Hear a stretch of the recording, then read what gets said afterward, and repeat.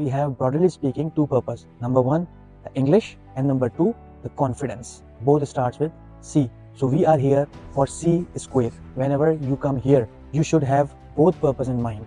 Number one, we are here not here just to speak in English, but you have to clear your point with effectiveness. Whenever you want to add a story, an example, that should be totally relatable. If a guy wants to learn this type of thing, so he needs education, knowledge and skills to reach to that destination. This type of story tells to the audience that the person is really want you or the audience to aware about the topic. If I am giving without any example, without any story, then the understanding level will be very low. Anytime, whenever you want to add a story, an example, that should be totally relatable.